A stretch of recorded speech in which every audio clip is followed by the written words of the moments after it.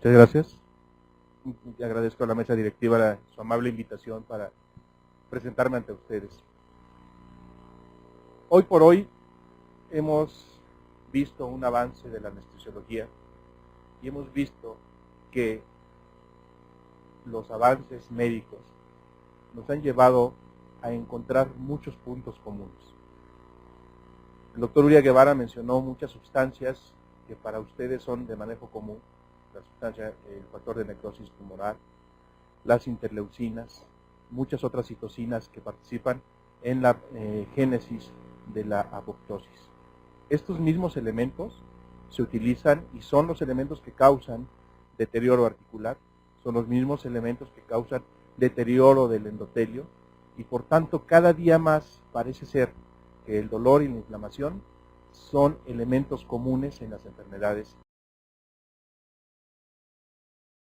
que condicionan las diferentes necesidades de nuestros pacientes.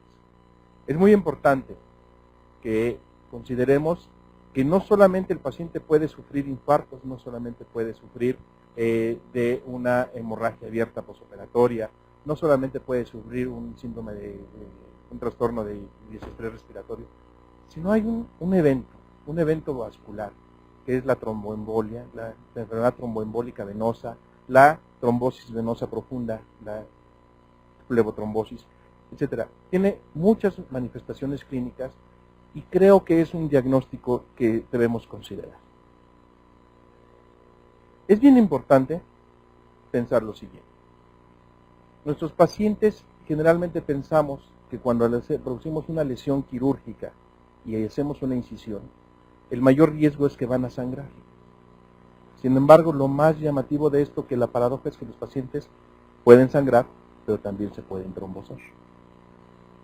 Y en estas consideraciones participan todas las sustancias que ya se mencionaron.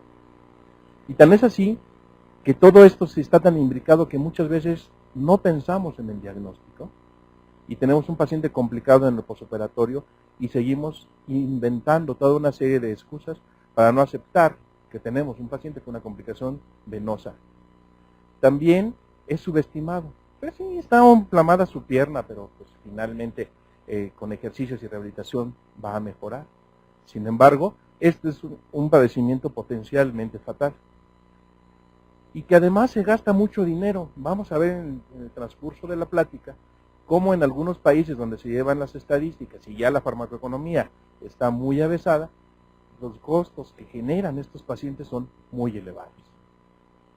Y otra cosa, hoy también estamos enfrentando la situación del incremento de los procesos legales y que necesitamos estar revisando todos los conceptos que potencialmente pueden complicar a un paciente.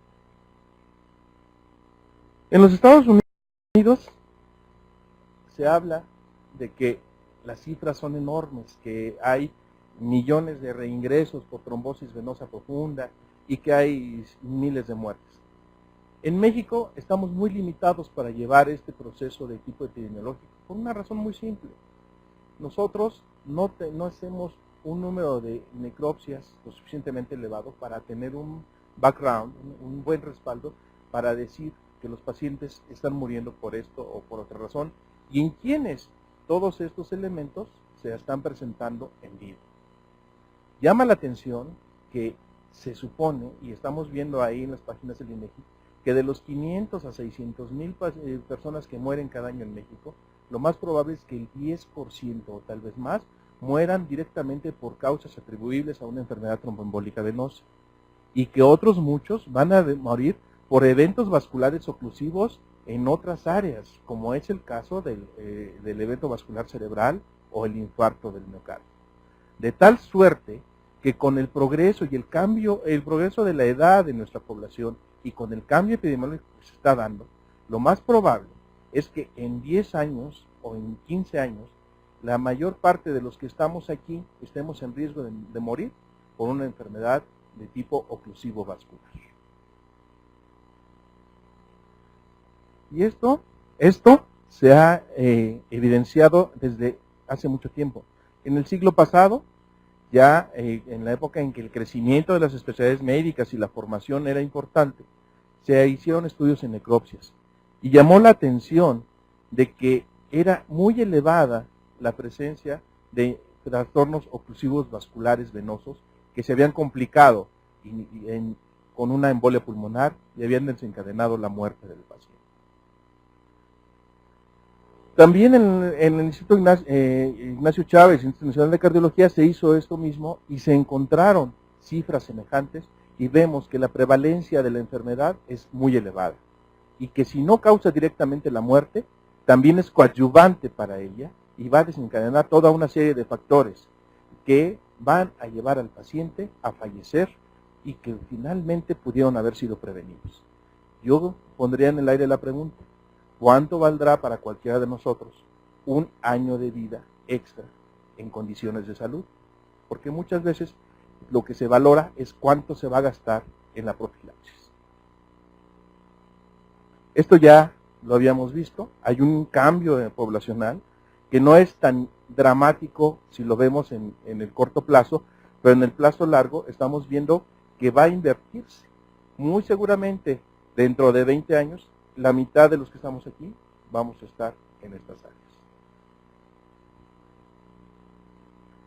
Y la enfermedad tromboembólica venosa, como todo lo que en medicina se clasifica, tiene poco riesgo, mediano riesgo, mucho riesgo y un gran riesgo. Esto ha sido clasificado y perfectamente estudiado, y yo creo que todos ustedes ya lo manejan y lo conocen. Cabe mencionar que a pesar de que tengamos la profilaxis química, jamás debemos dejar de lado la profilaxis con medidas físicas.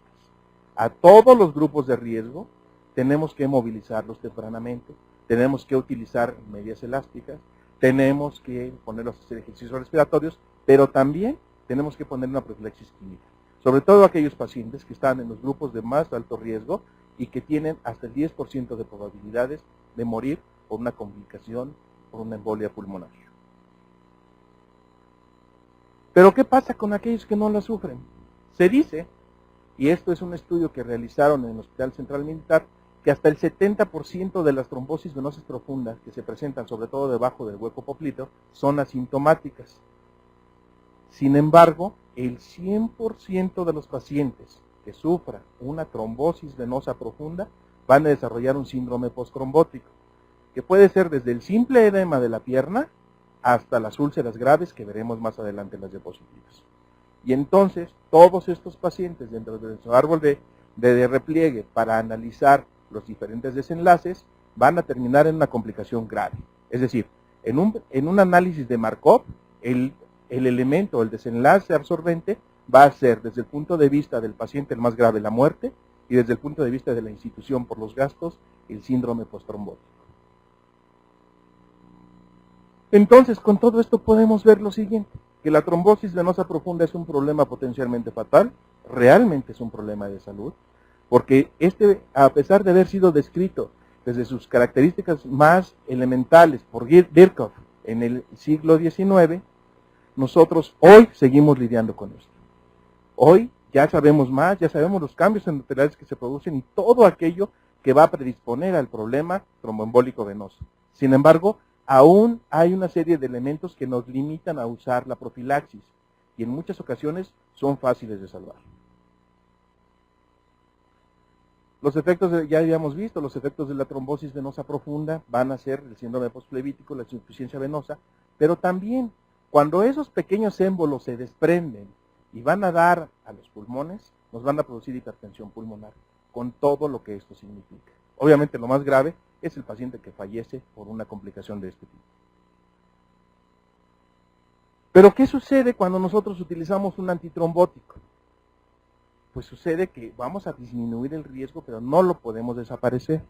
Uno de los factores de riesgo más importantes es quizá la edad. Ese no lo podemos cambiar.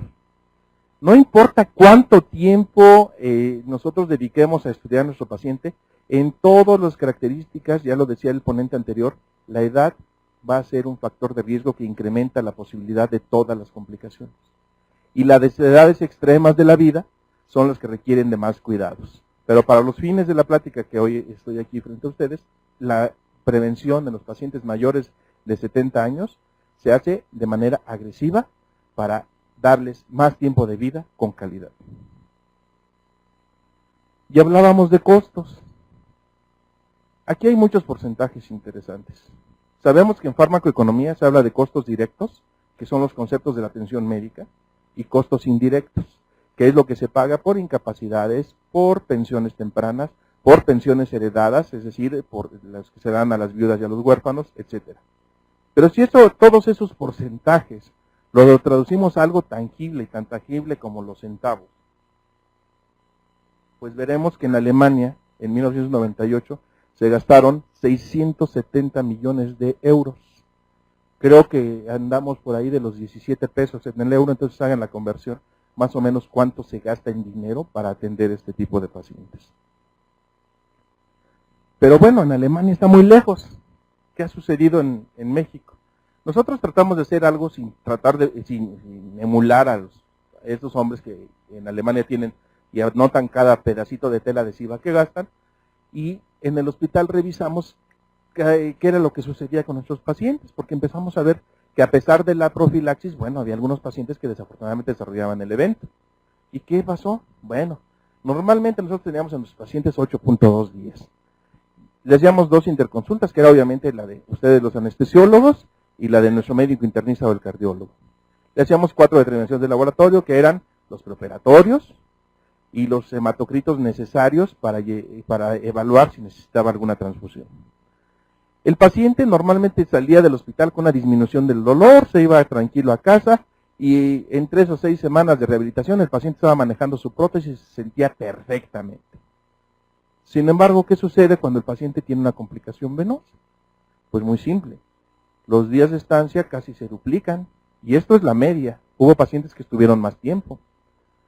Llama la atención también que las cantidades de laboratorio por el control que vamos a llevar a cabo de la anticoagulación que requiere se elevan de manera muy importante, que las interconsultas son más frecuentes, que nuestro internista, que nuestro hematólogo tiene que ir a verlos, y que además el paciente sigue con dolor. El paciente dice muchas veces, ¿sabe qué, doctor? De la rodilla, la verdad ya ni me acuerdo, pero este maldito dolor de la pantorrilla no me deja.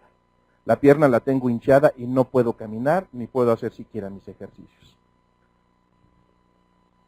Entonces, nosotros tenemos que someterlo a un tratamiento. Y este tratamiento no lo va a curar. El tratamiento tiene por objetivo básico prevenir la trombosis recurrente y la trombosis secundaria. Y esto va a ser una anticoagulación que puede durar hasta 1 año, dependiendo de la escuela que trate a ese paciente. ¿Y qué podemos utilizar para prevenir que se presenten estas características? Bueno, en primer lugar, desde hace mucho tiempo contamos con los anticoagulantes orales, que generalmente son los antagonistas de la vitamina A, y de la vitamina K, y los cumarínicos. Todos estos son de muy buena calidad, dan buenos resultados, son baratos, son fáciles de acceder a ellos, el paciente los acepta porque, bueno, no tiene que inyectarse, eso también es muy importante. Sin embargo, tienen sus limitaciones. Requieren de mucho control y los procesos hemorrágicos que se presentan con su uso suelen ser frecuentes. La heparina no fraccionada, el gran estándar de oro de los años 70, 80 y el principio de los 90. Se buscaron las dosis ajustadas, se buscaron las dosis subcutáneas, etcétera, y todo ello daba buen resultado. En nuestro hospital tenemos la experiencia que la profilaxis antitrombótica se usa desde los años 80.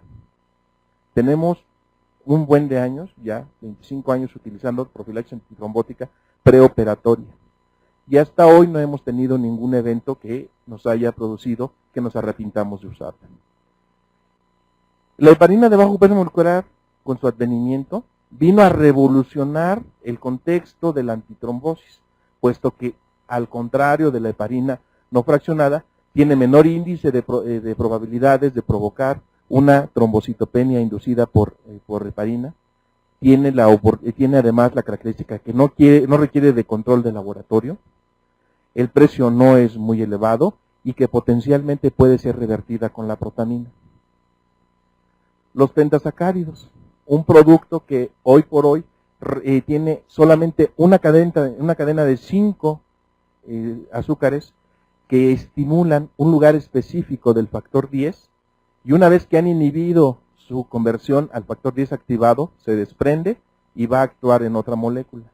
Tiene propiedades semejantes a las de las heparinas de bajo peso molecular, con la peculiaridad de que no puede ser usado en el preoperatorio. Produce mayor sangrado que las heparinas de bajo peso molecular y por otro lado no tiene un antídoto específico. Finalmente, hoy estamos accesando a una nueva generación de antiagregantes plaquetarios, el copridogrel por ejemplo, pero que no han demostrado ser efectivos para los problemas venosos. Son muy útiles para los problemas arteriales, pero no así para los problemas venosos. Y finalmente las irudinas, moléculas que en la actualidad hay una enorme competencia que ha favorecido el desarrollo de múltiples estudios para saber qué sucede, no solo con los factores de coagulación, que hoy, a pesar de lo complejo que es lo que se llamó en un tiempo la cascada de coagulación, hoy es mucho más grande y es lo más grueso de la coagulación, los factores de coagulación. Hoy se habla, como les digo, de las sustancias de necrosis, el factor de necrosis tisular, se habla de las interleucinas, se habla de los cambios en el óxido nítrico a nivel de la pared endotelial de los vasos, etc. Ya les decía yo que las heparinas de bajo peso molecular tienen un fuerte efecto anti-10A, que tienen una reducción importante del riesgo relativo, no nos vamos a detener mucho en esto porque esto es algo que ya conocen ustedes. Es importante que veamos que la reducción de riesgo relativo es muy grande y que si lo comparamos nosotros solamente con el placebo, vamos a obtener una diferencia de gradiente muy importante. ¿Qué buscamos con la profilaxis? Pues disminuir el número de eventos trombóticos a nivel de las extremidades inferiores, disminuir con esto el número de eventos trombóticos a nivel pulmonar y la muerte. Sin embargo, bueno, a pesar de que nosotros usemos una buena y adecuada profilaxis, podemos llegar a tener este tipo de eventos. ¿Y por qué? ¿Por qué se supone, si nosotros estamos poniendo un medicamento casi específico, es que se da en esta situación? Nosotros nos movemos dentro del concepto de coagulación normal. Cuando nosotros utilizamos un antitrombótico, vamos a poner a nuestro paciente en el borde inferior de la coagulación normal. Durante los fenómenos de hipercoagulación que se producen con la liberación de estas sustancias en el periodo agudo de la cirugía, vamos a tener un pico que va a llegar hasta la hipercoagulación. Este pico es el que potencialmente se puede trombosar, pero no corresponde a todos los pacientes. Por eso es que a pesar de todos los esfuerzos, tenemos pacientes que con la anticoagulación siguen teniendo trombosis. Cuando nosotros anticoagulamos a un paciente lo vamos a mantener por aquí abajo. De esto aquí estamos hablando de que tiene más de 1.3 de INR. Pero ¿en quién no podemos utilizar estos medicamentos? Como en todo lo que hacemos en medicina, requerimos de consentimiento informado. En los pacientes que tengan una hemorragia activa reciente o bien que estén propensos a presentarla. Es decir, en aquellos pacientes, por ejemplo, que tienen sangrado digestivo o que tienen un síndrome ácido péptico muy severo, hay que tener mucho cuidado con el uso de estos medicamentos. Los pacientes menores de 18 años, no hay experiencia hasta el momento publicada con el uso de este tipo de sales en pacientes pediátricos. Por tanto, hay que tener mucho cuidado en su manejo para que nosotros no tengamos una sorpresa desagradable. Y siempre debemos manejar el paciente en la fase aguda en el hospital. En Estados Unidos, quien regula esto y a nivel mundial se ha tomado como modelo, es el Colegio Americano de Cirujanos de Tórax. Y ellos han determinado el nivel de riesgo y a través de metaanálisis han determinado los niveles de evidencia que cada uno de estos elementos tiene. Es bien importante aquí nada más resaltar que en la ortopedia tenemos el muy dudoso honor de ocupar los primeros lugares y el mayor nivel de evidencia que existe respecto a la presencia de trombosis venosa, pero también los mejores resultados con la tromboprofilaxis. ¿De acuerdo?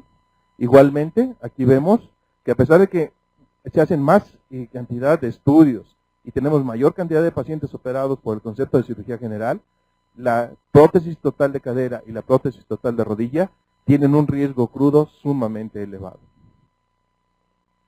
Aquí es lo mismo, nada más que aquí nos estamos diciendo que los niveles de evidencia se han comparado también con otro tipo de especialidades, pero nuevamente en la ortopedia tenemos el primer y muy poco, muy dudoso honor de estar en el frente de todos. Entonces, hoy, entre más largo sea la profilaxis, se habla en Francia hasta de 45 días de profilaxis, la reducción de riesgo relativo es mayor. Los anticoagulantes orales se pueden usar por más tiempo, son más cómodos, pero tienen el riesgo de producirnos esto, un hematoma, que a veces requiere que el paciente vuelva a entrar a quirófano para resolverle un problema que probablemente podríamos haber evitado utilizando otro tipo de sales. Aquí ya habíamos hablado, la profilaxis primaria extendida debe mantenerse bajo control de laboratorio y manteniendo un INR entre 1.5 y 2, etcétera, etcétera. Aquí lo más importante es que la reducción de riesgo es solamente la mitad de lo que puede llegar a alcanzar el uso de las heparinas de bajo peso molecular. Y aquí la duración, ahí hay una discusión muy grande. Para los fines de esta plática, a quien más le preocupa es al ortopedista la duración. Y lo que más se discute con el anestesiólogo es cuándo iniciar la profilaxis. Eso es una discusión todavía difícil que nosotros vamos a tratar de abordar con el mayor de los respetos para el auditorio. Cuando se pone un bloqueo neuroaxial y el paciente está anticoagulado bajo el modelo europeo presupone utilizar la heparina de bajo peso molecular entre 6 y 12 horas antes del procedimiento quirúrgico, es decir, de la aplicación del bloqueo. El modelo americano dice que se deben poner la profilaxis antitrombótica después de un mínimo de 8 a 12 horas de terminado el evento quirúrgico. Son los dos esquemas que hay, no hay otro. Ambos esquemas, si se revisan con cuidado, tienen una característica primordial. Ambos mantienen la profilaxis fuera del tiempo de ventana terapéutica del medicamento. Es decir, la vida media de las heparinas de bajo peso molecular es de 4.5 horas. Jamás deberá hacerse ninguna maniobra que involucre el canal raquídeo dentro de ese tiempo. ¿Y a qué me refiero con ninguna maniobra? No solo la aplicación del bloqueo, sino el retiro de los catéteres, que por sí mismo, veremos más adelante, tiene una implicación muy importante en la génesis de los hematomas perimedulares. Los niveles de evidencia que se han reportado para estos accidentes, desafortunadamente son bajos. Reporte de casos y recomendaciones de expertos. Y han sido relacionadas fuertemente, según este autor, que hizo una revisión muy importante, con una punción traumática, con una aspiración, lo que dicen que una punción roja, es que al aspirar aparece sangre en la cánula, la colocación y el retiro de los catéteres, y cuando al momento de aplicar el bloqueo se hacen funciones múltiples. Por sí mismo el medicamento, en todos los proyectos de investigación que se han hecho, en donde se evita esto, y es un criterio de exclusión cuando esto sucede, ha habido ningún accidente de hematoma perimedular o perirraquídeo. En una revisión se encontró que de todos los casos reportados, hay 43 casos y que no fueron resueltos ni siquiera con laminectomía. Pero llama la atención que la mayor parte de ellos fueron reportados con el esquema americano. Por tanto, es muy difícil establecer una causa-efecto entre la anticoagulación preoperatoria y la presencia de un hematoma. Y que además, pues todos estos factores donde se llevan a cabo funciones traumáticas, etcétera, son factores de riesgo. Para este fin, la Conferencia Internacional de Armonización, quien reguló y dio a conocer las buenas prácticas clínicas en la investigación y en el ejercicio clínico de la medicina, tiene un instituto que se encarga de expedir estas guías de práctica clínica para mejorar el manejo de los pacientes. Y entonces, estas guías están dirigidas a médicos, especialistas, a enfermeras, etcétera, y primordialmente en este caso, se dirige a aquellos profesionales que participamos en el acto quirúrgico. Y ellos dicen que los antiinflamatorios no esteroideos, a pesar de lo mucho que se ha hablado de esto, parecen no tener un incremento notable en la presencia de hemorragia o alargamiento de los tiempos de protrombina y de tromboplastina parcial activada cuando se utilizan anticoagulantes por vía parenteral. Que jamás se debe operar pacientes con anticoagulación que tengan menos de 100,000 plaquetas. Que jamás se debe usar un pentasacárido preoperatorio. Que los antiadhesivos plaquetarios hasta hoy no han demostrado su seguridad para ser usados y que después de un bloqueo no tengan una complicación hemorrágica en el canal medular, y que además siempre se deben investigar cualquier tipo de fenómeno hemorragíparo que puede estar subyacente en nuestros pacientes. Y hay un nivel de evidencia es 1. Por tanto, sugerimos evitar las maniobras bruscas, tener una técnica depurada y, sobre todo, los catéteres, manejarlos adecuadamente y retirarlos fuera del horario en donde el antitrombótico se comporta como lo que es, un anticoagulante. Para fines prácticos, la triada de Virchow nos permite hablar un poco de que en nuestros pacientes médicos, que frecuentemente se convierten en nuestros pacientes quirúrgicos, cuando nosotros los sometemos a estasis o por cirugía a una lesión vascular y a otros factores de riesgo, siempre vamos a requerir de profilaxis para disminuir la posibilidad de una enfermedad tromboembólica venosa y con esto mejorar su calidad de vida y evitar muertes innecesarias. Muchas gracias por su atención.